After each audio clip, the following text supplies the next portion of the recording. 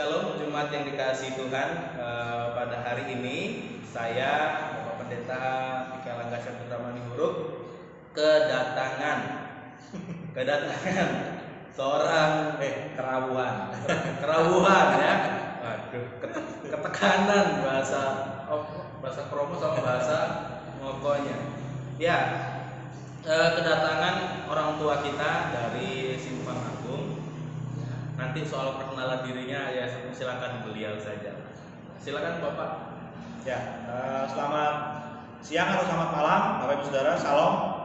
Jadi saya Pendeta Wahyu dari SBSP Simpang Agung. Selamat berjumpa. Kita akan mulai bersama-sama untuk bersekutu dalam program Pendeta Aga, program PA, ya, renungan pasca ya. Jadi suatu kehormatan hari ini kita bisa bersama-sama belajar Alkitab bareng dengan Bapak Pendeta Wahyu, dan hari ini saya akan pandu dan Bapak Pendeta Wahyu akan menjadi narasumber kita. Selamat merenung, selamat berPA, selamat menghayati Minggu Paskah ini.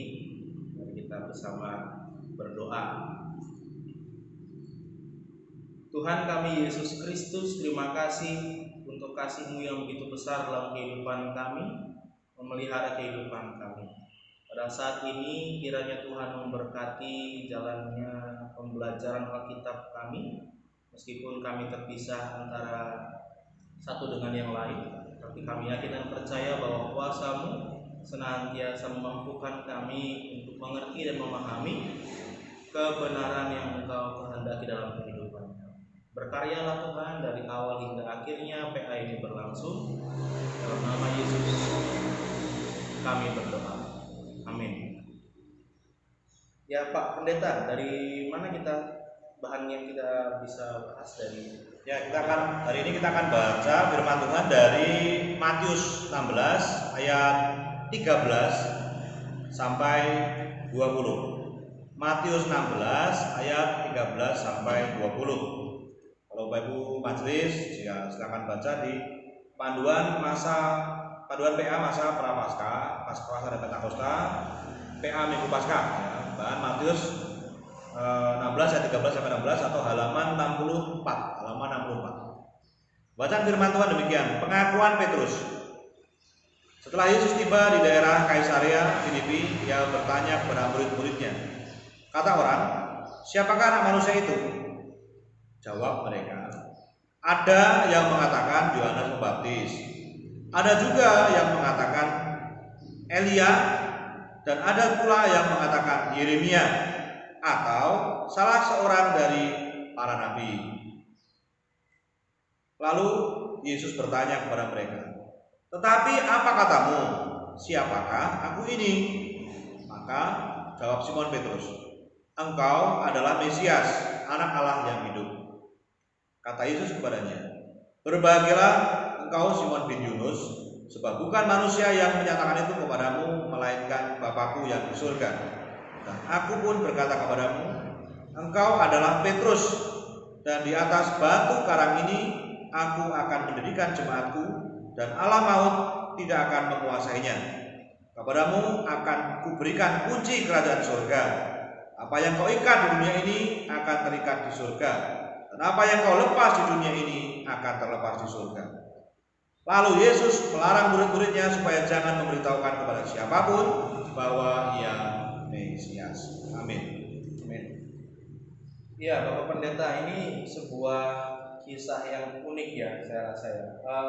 Bagaimana Yesus itu kita tahu bahwa dia adalah seorang Mesias, dan kita tahu dia adalah Allah yang Maha Kuasa, yang kalau dikisahkan dalam Filipi pasal 2 ayat 5 sampai 11 bagaimana dia tidak menganggap kesetaraannya dengan Allah sebagai milik yang dipertahankan, mengosongkan dirinya lalu menjadi hamba yang setia taat sampai mati. Tapi apakah itu ketika kita membaca teks ini Yesus bertanya siapakah aku? Sebenarnya apakah Yesus butuh pengakuan dari orang lain? Ya, terima kasih. Jadi terima kasih tuh kita boleh bersama-sama bahas firman Tuhan pada hari ini. Jadi yang pertama, Tuhan itu kan tidak suka pamer ya. tanpa pamer pun dia sudah berkuasa dan juga tidak butuh pengakuan dari siapapun. Tetapi bahwa pengakuan itu menjadi penting karena kemudian itu merupakan pengalaman pribadi yang kemudian itu berpengaruh pada perjalanan iman orang itu kemudian hari. Jadi lebih mengarah kepada bukan soal pengakuan dari manusianya penting bagi Tuhan, tapi bahwa pengakuan itu kemudian menjadi penting bagi manusia itu sendiri dan juga bagi orang lain di sekitarnya, karena itu sebuah proklamasi atau pernyataan imannya tentang siapa Yesus Kristus itu bagi dia dalam hidupnya. Seperti itu. Jadi jelas ya jemaat ya, bahwa Yesus tidak menjadi Tuhan karena pengakuan. Yesus tidak menjadi Tuhan karena pengakuan dari Petrus, pengakuan dari Thomas, pengakuan dari manusia, enggak. Jadi seperti yang dijelaskan Pak Pendeta, pengakuan itu bicara soal pernyataan iman dari orang yang bersama-sama dengan Yesus, bukan sebagai landasan mengapa Yesus menjadi Tuhan. Itu yang perlu kita catat ya dari pernyataan ini. Maka kemudian kalau kita mengamati bahwa kemudian Petrus adalah seorang murid yang terus bersama-sama dengan Yesus, maka tentu akan gampang Pak untuk dia. Kalau kita kemudian ditanya, bagimu siapakah Pak Wahyu? Ya, bagi saya Pak Wahyu seorang kakak, seorang guru, seorang pendeta, seorang kawan, seorang sahabat. Karena kita bersama-sama dengan Pak Wahyu secara fisik, keberadaannya ada. Nah, itu maka kemudian bisa terjadi pada Petrus, dia mengungkapkan bahwa Yesus ini Yesus ini karena dia bersama-sama dengan Yesus. Lalu bagaimana dengan kita yang pada saat ini tidak secara fisik bersama-sama dengan Yesus? Bisa nggak kita punya pengakuan yang serupa? Ya, jadi kita perlu bicara, apalagi ini masa pasca kebangkitan ya. Jadi kebangkitan Kristus itu perlu kita bahas di sini. Kenapa? Karena Kristus yang bangkit itu mampu berada di manapun, menembus batas apapun, termasuk mampu berada di hati Bapak Ibu Saudara sekalian saat ini juga. Jadi amin ya, kita percaya bahwa Tuhan pun ada di tengah-tengah kita pada saat ini, termasuk di hati kita. Jadi Yesus ada dan kuasa kebangkitannya itu yang paling penting. Kuasa kebangkitannya itu ada meskipun kita tidak melihatnya secara fisik. Nah ini kenapa? Karena setelah Yesus bangkit, kemudian menampakkan diri kepada para murid kan, para murid yang ditulis di Alkitab itu ada 10 kali, tetapi mungkin bisa lebih. Kenapa? Karena itu sudah cukup. 2 saja sudah cukup, apalagi 10 kan begitu ya. Nah, kemudian setelah dia menampakkan diri, dia naik ke surga. Setelah naik ke surga, kemudian dia mengutus mengutus Roh Kudus untuk turun ke dunia untuk menguatkan orang percaya. Nah, pengalaman hidup kita bersama dengan Tuhan tentu tidak harus secara fisik begini, tapi secara rohani. Siapa Tuhan itu secara rohani bagi kita? Karena Tuhan itu kan roh. Jadi kita tidak bisa melihat dia secara fisik saja, tapi juga pengalaman-pengalaman spiritual yang kemudian kita alami dalam hidup kita sehari-hari. Jadi ketika kita sebagai seorang petani, apakah kita juga menjalani kehidupan kita bertani itu bersama dengan Tuhan, mengandalkan Tuhan atau tidak? Atau hanya mengandalkan kemampuan kita saja? Ketika kita seorang pedagang, apakah kita juga hanya mengandalkan kemampuan kita berdagang? Ataukah juga mengundang Tuhan dalam hidup kita? Ketika kita seorang pengusaha, atau kita juga seorang dokter, apakah kita juga mengundang Tuhan untuk membantu kita melayani banyak orang? Dan apakah ketika sedang menderita, apakah kita juga mengundang Tuhan dalam kehidupan kita? Nah, cara pandang kita, kemudian kehadiran Tuhan secara tidak langsung dalam setiap peristiwa-peristiwa kita ini, itu yang kemudian disebut dengan pengalaman rohani, pengalaman iman, dan itu tidak selalu harus kelihatan fisik kan, ya. Karena Yesus pun berkata kepada Thomas, berbahagialah orang yang tidak melihat tetapi percaya. Ya, begitu Pak. Berbahagialah orang yang tidak melihat tapi percaya. Artinya sekalipun kita tidak secara fisik bisa melihat Tuhan Yesus, berarti kita masih bisa juga mengakui siapa Dia dalam diri kita. Ya. Siapapun kita. Ya. Siapapun kita tanpa memandang latar belakang kita siapa, pekerjaan kita apa, strata sosial kita apa, kita bisa melihat Yesus secara jujur dari sudut pandang yang kita miliki, Bapak. Ya. Jadi ketika kita sebagai seorang yang sedang sakit parah, lalu kan Tuhan bertanya pada kita, lalu kita kemudian sembuh, Tuhan bertanya kepada kita, menurut kamu aku siapa? Kalau kita jawabnya Yesus itu adalah ahli bisnis saya, itu kan lucu gitu ya. Oh, dia sakit, dia sembuh, dia katakan ahli bisnis. Siapa yang bilang? Kata pengusaha yang itu gitu kan. Maka itu nggak otentik, itu nggak asli pengakuan iman dia. Lalu kemudian katakan Yesus itu adalah penolongku yang luar biasa. Dia tanya, pengalaman yang luar biasa apa? Belum ada. Berarti nggak otentik. Dia cuma niru-niru kata orang, kata pengkhotbah, kata penyanyi siapa kan begitu ya. Yang otentik itu adalah berdasarkan pengalaman kita masing-masing. Artinya itu yang paling asli dari pengalaman kita pribadi. Itu nggak ada yang bisa menyangkal. Kenapa? Karena itu pengalaman iman dan itu sangat subjektif memang, tapi tidak masalah. Karena itu pengalaman iman yang kemudian bisa dibagikan kepada semua orang. Kalau orang percaya, ya syukur. Orang lain nggak percaya, ya nggak apa-apa. Namanya juga pengalaman iman. Tapi itu otentik dan kemungkinan itu juga menjadi kesaksian kita. Misalnya juga tadi soal sakit ya. Misalnya kita juga ketika kita dalam bahaya, saya pernah cegat perampok misalnya. Kemudian saya berdoa kepada Tuhan, tiba-tiba perampoknya nggak jadi ngerampok misalnya. Itu berarti Tuhan itu juru selamat saya luar biasa. Itu baru otentik namanya, gitu kan?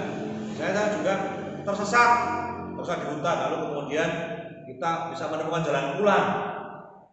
Kemudian kita katakan Tuhan itu mengasihi orang yang tersesat. Nah itu baru otentik asli. Jadi pengalaman iman kita siapapun, entah itu dengan lulusan SD, SMP, SMA, atau bahkan orang berpengalaman sekalipun, yang paling penting adalah apakah pengalaman itu otentik atau tidak. Apakah pengalaman itu asli atau tidak, sehingga itu kemudian menjadi sesuatu yang sangat berharga, penting, karena itu bersentuhan dengan hidup saudara. Bukan kata si A, kata si B, kata si C. Itu membuat Tuhan senang. Sehingga Tuhan tadi juga berkata di sini, ketika Simon Petrus menjawab, engkau adalah Mesias anak Allah yang hidup. Kenapa ya katakan kamu hebat Petrus? Karena itu hasil dari pengalaman Petrus sendiri melihat Yesus secara fisik. Nah sekarang kita juga nggak bisa memberitakan khotbah begini, jangan percaya. Saya khotbah begini, jangan percaya. Nek sampean yo orang alami gitu. Maka sekarang diundang untuk mengalami pribadi. Tapi bukan berarti jangan percaya itu salah gitu. Tapi maksudnya begini. Maksud saya jangan hanya puas dengan kata orang. Mari alami Tuhan dalam kehidupan kita. Mari kita mengalami hadirat Tuhan itu secara pribadi dalam hidup kita masing-masing. Jangan hanya pokoknya menurut dia begini enggak. Karena nanti ketika kita tanya ke Tuhan itu begitu, ketika sudah meninggal tanya Tuhan, siapa Tuhanmu?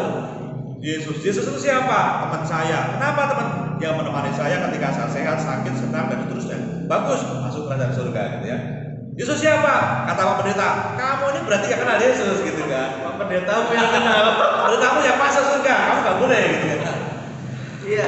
Jadi ini unik sekali ya Bapak Ibu ya, bahwa kemudian sebenarnya Yesus itu adalah orang yang realistis sebenarnya. Bahwa dia bicara soal hal rohani pastilah Yesus Tuhan. Tapi dia tuh nggak pernah mengabaikan hal-hal yang sederhana, hal-hal yang lebih simpel, hal-hal yang selalu ada sama-sama kita gitu. Jadi kalau ditanya seperti yang diumpamakan Pak Pendeta Wahyu tadi, Om baru sembuh dari sakit, lalu kemudian kamu bilang Tuhan Yesus itu adalah jalan keluar, ahli bisnis, ahli manajemen, ya nggak cocok. Tapi itu bicara soal siapa dia menurut pengalaman pribadimu. Maka kemudian menjadi penting adalah pengalaman pribadi bersama dengan Tuhan. Itu tiap orang beda-beda. Itu semua sah. Nah, yang penting tidak bertentangan dengan firman Tuhan sendiri ya. Jadi bicara soal pengalaman pribadi, kamu tidak akan pernah bisa mengalami pengalaman dengan Tuhan kalau tidak mau hidup bersama-sama dengan Tuhan. Alami Tuhan secara pribadi ya. Bagaimana mau mengalami kalau kita tidak mau hidup bersama-sama dengan Tuhan? Dan mungkin yang kita diskusikan berikutnya adalah soal pengalaman pribadi bersama dengan Tuhan ini, bahwa agar kemudian kita tidak melenceng dari koridor seperti yang diucapkan Pendeta Wahyu, ada bingkainya, ada batasannya. Firman itu sendiri menjadi batasan. Pak Pendeta Wahyu kalau tadi Bapak mengatakan bahwa pengalaman pribadi itu kan memang subjektif, karena iman itu tidak ada yang objektif, iman itu pasti subjektif, ya kan? Kalau kemudian kita bicara soal pengalaman pribadi yang dibingkai dengan firman, berarti kemudian kita harus selalu merefleksikan pengalaman pribadi itu langsung dengan firman itu, Ya, dikonfirmasi dengan firman Tuhan. ya, langsung dikonfirmasi. Ya. Bagaimana kalau ada seseorang yang kemudian menjadikan pengalaman pribadi itu sebagai hal yang harus dialami juga oleh orang lain? Ya, jadi kita ada batasannya ya, ada batasan. Misalnya gini, kita mencuri terus kita melarikan diri, terus kita berhasil karena pas lagi nyuri itu berdoa, gitu kan. Terus kemudian kita kan, Tuhan itu ahli melarikan diri ketika sudah mencuri. Nah, itu salah. Habis nyuri berhasil syukuran. Benar salah ya. Jadi salah. Apalagi habis merampok kemudian kita lolos gitu kan, dapat banyak. Tuhan itu luar biasa menolong saya merampok. Ini sesat gitu ya. Jadi yang kita katakan artinya apa? Kalau kita selamat bisa dibelas kasih oleh Tuhan, bertobatlah. Itu berarti seperti itu ya. Jadi Tuhan itu satu maha kasih, kemudian dia kudus, dia tidak jahat ya, dia tidak merugikan orang lain, dia membangkitkan kematian, bukan membunuh. Jadi kalau orang berbunuh, Tuhan itu menolong saya membunuh, itu sesat saudara-saudara. Kita harus konfirmasikan dengan firman Tuhan. Jadi ketika kita kemudian berhasil, ketika kemudian kita juga berdoa, namanya orang terlalu beriman gitu ya. Mau rampok berdoa, mau nipu juga berdoa, ini sesat. Artinya kemudian ketika dia berhasil dia katakan Tuhan menyertai saya. Sebenarnya Tuhan tidak menyertai, tapi Tuhan pesake, Tuhan melas. Saya hukum saya ini tidak mati mlebu neraka. Nah, maka dikasih kesempatan buat bertobat dulu. Syukur-syukur bisa mengembalikan harta benda yang ditipu tadi 3 kali lipat. Firman Tuhan katakan kembalikan 3 kali lipat, baru itulah kemudian. Ya, jadi diperpanjang kontraknya untuk bertobat, ya. Bukan diperpanjang untuk menambah prestasi di tempat yang sama. Itu jelas berbeda. Konfirmasinya dengan firman Tuhan. Jadi tidak semuanya kemudian kita anggap kemudian benar. Dikatakan nanti Yesus itu raja perampok, wah ini sesat berarti kan? Ya. Karena dia menolong banyak umat yang merampok gitu ya. Jadi kalau tadi kita melihat bahwa pengakuan itu bicara soal siapa Yesus untuk saya, tadi Pak Pendeta juga singgung bahwa ternyata pengakuan itu juga untuk orang lain bisa dengar, dan jadi berkat, dan harus menjadi berkat. Tapi apakah itu menjadi sebuah standar bahwa kemudian kalau kamu tidak punya pengalaman yang sama dengan saya maka kamu tidak beriman? Ya, jadi pengalaman iman itu kan pasti semua orang punya. Cuman tidak semua orang bisa menceritakan pengalaman imannya. Dan tidak semua orang bisa menggambarkan pengalaman itu. Dan nggak mungkin sama pasti ya. Sama. Karena saya melihat, tapi ketika kita bisa memunculkan suasana yang tepat, ya, orang itu cerita dengan dirinya. Artinya tiap-tiap orang itu pasti punya pengalaman. Misalnya tadi malam, ya, kita mendengarkan, mendampingi warga jemaat ya, yang punya masalah. Dia nggak bisa cerita awalnya. Ketika PA ditanya, apa Pak jawabannya? Pun manut Pak Brito kan. Selalu begitu. Tapi ketika dia punya problem, punya pergumulan, dan kita dampingi dia, awalnya dia tetap diam juga, gagil begitu kan. Tapi ketika kita berhasil sentuh hatinya, kita kemudian bisa memancing emosi dia juga. Dia cerita semua bagaimana Tuhan menolong dia, bagaimana dia juga terpuruk, bagaimana dia tetap beriman, bagaimana dia berharap Tuhan menolong dia. Artinya dia punya pengharapan iman bahwa Tuhan itu juga Mesias, Tuhan itu penolong. Ya. Hanya kadang-kadang memang pola PA kita juga dan orang-orang kita itu di GKSBS ini cenderung malu atau takut. Ya, takut dikira sok hebat, takut dikira sok pintar. Semua orang itu rendah hati. Saya kira rendah hatinya semua dia. Pendetanya ngomong sendiri dari awal sampai habis ya. Jadi padahal kalau ternyata kalau pimpin PA itu bisa sentuh hatinya dan memang momennya tepat gitu ya, itu orang bisa cerita 1 jam, 2 jam. Tadi malam saya ngobrol sampai 2 jam. Nah itu. Jadi sebenarnya semua orang itu punya pengalaman. Hanya kadang-kadang belum terucapkan dan kadang-kadang juga bahkan lebih hebat dari pengalaman pendeta sekalipun. Hanya dia belum mampu mengartikulasikan, membahasakan dalam bahasa yang tepat. Atau mungkin dia malu atau takut dianggap pintar dan sebagainya. Seperti itu aja. Iya, jadi jelas bahwa setiap orang punya pengalaman imannya masing-masing Dan ketika dikatakan Bapak Pendeta tadi bahwa pengakuan itu adalah siapa Yesus buat diri sendiri, tapi itu juga punya makna supaya didengar dan menjadi berkat bagi orang lain. Tapi itu bukan menjadi standar buat orang lain, karena setiap orang punya pengalaman imannya masing-masing. Ketika ia tidak berbicara atau tidak membicarakan pengalaman imannya, bukan berarti ia tidak punya, gitu ya. Mungkin kan keterbatasan, minder dan lain sebagainya, dia tidak mau menceritakan. Artinya Bapak Ibu pun juga hari ini, anak-anak di rumah pun juga hari ini, coba bareng-bareng, coba ditelisik lagi lebih dalam lagi, dilihat lagi hatinya, sudah berapa banyak hal yang Bapak Ibu, teman-teman, adik-adik, anak-anak jalani bersama dengan Tuhan. Coba diingat lagi pengalaman-pengalaman iman yang Bapak Ibu punya, lalu kemudian dikenang-kenang, dan seharusnya itu bisa menjadi penguatan untuk Bapak Ibu.